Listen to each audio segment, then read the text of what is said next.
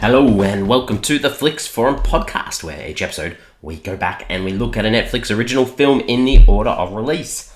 This is our 5th day of Podmas, where we're actually putting an episode out every day in the lead up to Christmas. So for today, we are looking at Netflix's 273rd film from 2020. It's the romantic comedy called Love, Guaranteed. It's directed by Mark Steven Johnson and stars Rachael Leigh Cook and Damon Wayans Jr. I'm Jesse. I'm your host. Hopefully you're getting into the festive spirit, and unfortunately some of these ones aren't really Christmassy types of films, but it's a special gift from us to you in the lead up to Christmas. As always, if you wanted to watch Love Guaranteed and you haven't seen it yet, give us a pause, come back a bit later on because we're going to spoil it as we go. And we start off with the Fast Flicks, where we do a quick little summary of what the film is all about. So this one is about a man who hires a lawyer to sue a dating company because he hasn't found love after nearly 1,000 dates. That's a lot of dates. Oh man, I don't think I could remember 1,000 people's names, let alone go on 1,000 different dates. So that's what we're looking at today. Apparently you can do it by doing breakfast, lunch and dinner dates in a day. 3 in a day. You could easily get close to 1,000 done in a year. So busy man. But let's talk about this film. How did it end up on Netflix? Not a lot, not an awful lot at all about this film, to be honest. Unfortunately, we're seeing that a bit recently, but I can see that in the press notes for this film, the writers of the film, Elizabeth Hackett and Hilary Gallinoy, they confessed that they met their husbands through online dating sites, so inspired them to write this story. As I mentioned, this film is about online dating, and the end of the film has this disclaimer at the end of the film about all the things about love that aren't guaranteed. I'm going to bore you. I'm going to reel them off as quickly as I can. So this is in the credits at the end. So the disclaimer says, love is never guaranteed. Side effects may include heartache, irritability, stress, nervousness, snuggles, restless sleep, dizziness, elation, sharing french fries, deflation, weight gain, baby talk, babies, sudden mood changes, holidays at the in-laws, sleeping on the couch, game night, warm fuzzies, financial woes, Hawaii, neck kisses, Netflix and chill, bit of cross-promotion there, nothing wrong with that. Gentle caresses, butterflies, self-medication, role-playing, uneasy stomach, adorable pet names, annoying pet names, cutting carbs, sneaking a donut, Monday night football, 90-day fiancé, laughing until you cry, crying until you laugh, new puppies, old dogs, fur babies, becoming a dad jokes, dad bod, hot yoga, cold showers, texting, sexting, negging, spooning, Chinese takeout, tandem bike rides, taking every online relationship quiz, never being right again, sharing crossword puzzles, sharing one toothbrush, leaving the toilet seat down, fighting over the remote, manscaping, waxing your business, morning breath, back rubs, foot rubs, rubs and tugs, in-laws, ex-laws, smile lines, working overtime, mortgages, taxes, riding the Ferris wheel, funnel cake, Adele, really, picnics, checking for ticks, wedding, divorces, Taco Tuesday, LeMay's class, couples massage, migraines, matching sweaters, matching headstones, karaoke nights, fear of commitment, fear of failure, growing together and growing apart.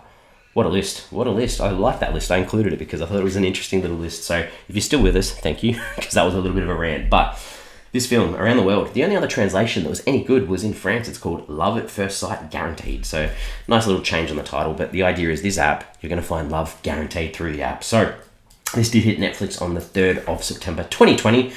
It was filmed in and around Vancouver, Canada, and was nominated for a couple of awards. So it was nominated for Best Performance in a Streaming Film for Sebastian Billingsley Rodriguez at the Young Artist Awards, as well as the Young Entertainer Awards. And it was also nominated at the CAFT CAD Awards for Best Costume Design in a Contemporary Film.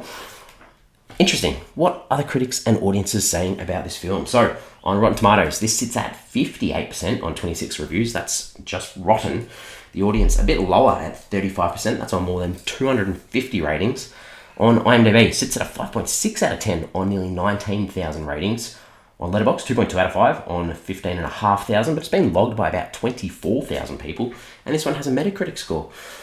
I haven't seen one this low in a while from the critics, but it sits at 39 out of 100 on 6 reviews. That is in the red traffic light system of bad. The audience, however, complete opposite, sits at a 6.1 out of 10, and that is green. Positive on 7 reviews. So I'm intrigued, very intrigued on that one. All right, let's give me my early thoughts. I think this is the type of film that I set up myself to not like. I was like, I'm gonna hate it, but it was sort of hard not to get caught up in the kindness of it all, and sort of the surprise of a love interest in a film not having any bad qualities at all. There's always usually a down and out sort of moment, but the one in this was done nicely. It wasn't too negative, so positives from me. Characters. This is tricky. There's not a lot of context to the characters, but we've got our two main. We've got Susan and Nick. So Susan is the sweet, she's a super sweet human being. She's this lawyer, and she takes on people or takes on their cases who can't afford it or don't have a chance of winning. And she has this small firm that she has, and they're struggling to pay the bills because no one pays them. So Nick comes along and he's like, I want you to take my case. And even though, she's sort of like, oh, look at this good looking guy, thinks he's going to sort of chase the cash and get an easy win. His ability to provide money to a struggling firm that she's got sort of allows her to take on his work. And, she is a workaholic. She lives next door to her sister, who's almost the complete opposite. Melanie, she's, got a kid, got a husband, she's heavily pregnant. She's almost got that love life or that home feel that Susan doesn't have. Then we talk about Nick, because Nick is this guy that's heading towards those 1,000 dates on his social media app and not finding love. Really tricky, because he seems like a genuine good guy, like this gentleman. He pays for all the dates, he volunteers his time at this physical therapist place because they can't afford it too. And he has had a serious relationship in the past with this character called Ariana.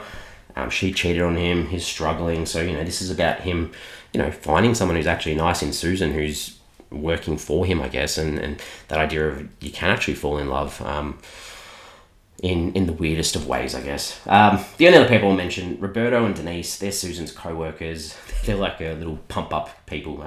They support her emotionally and physically with her work as well.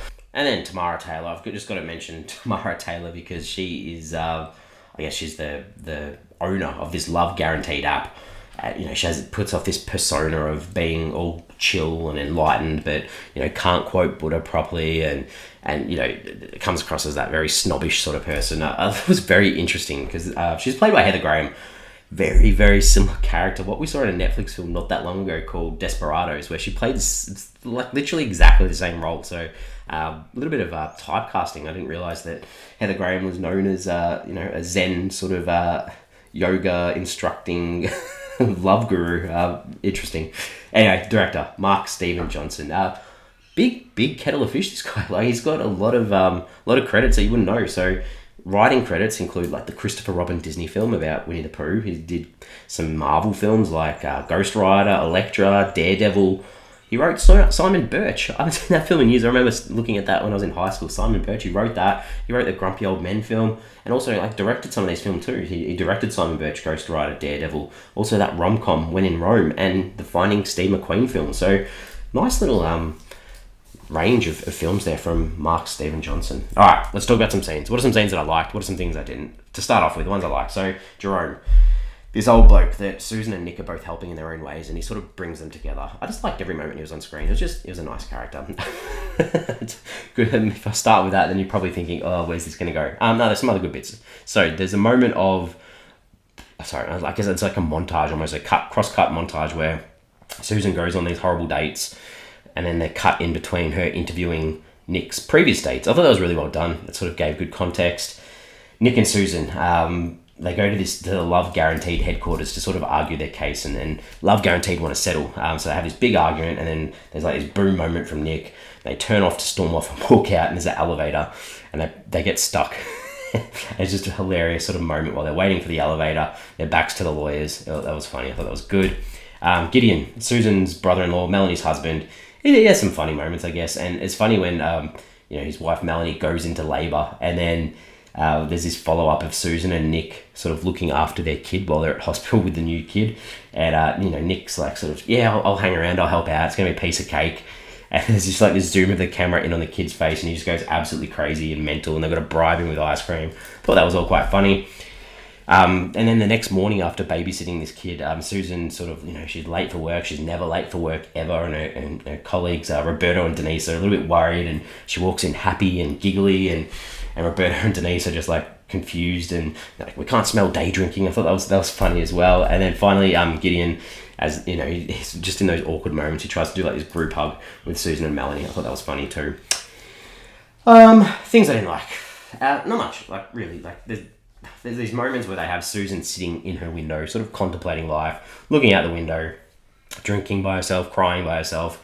There's like this long zoom out of the window of her being sad. Really, really bad. They did it at the start of the film and they did it again later. Poor. And the only other thing, there's this big setup of Susan meeting Ariana to interview her as one of Nick's exes at this mansion, this beautiful house. It felt so over the top for such a small scene. I know it was important towards the end, but it was just such a small... It would have been a very expensive day of shooting just for one little tiny scene. So I thought that was interesting. Themes, ideas. What is this film saying? No guarantees in love. Obviously, unpredictability. Love is unpredictable. You can get hurt in trying to find it. You might have to take risks, all those sorts of things. That idea too of new dating, online dating. It's sort of, even in the newness of it, it's evolved and developed quite a lot in the past couple of years too. And the idea of you got to be honest. Sometimes people aren't honest online, and you probably don't get that at times unless you speak with someone face to face. So that's a little bit of an idea too. And that idea of legalities. Obviously, this is around a law case, but that idea of a gotcha law case, profiting for the wrong reasons compared to these people that do the right thing, pro bono, standing up for the little guy, following principles, being a decent sort of person, those types of ideas. So these are all things that I think, I touched on quite nicely in this one too. All right, what did I take away from this one? It's pitched as a rom-com. It's tricky because comedy is obviously very, individual and depends whether someone finds something funny and someone doesn't.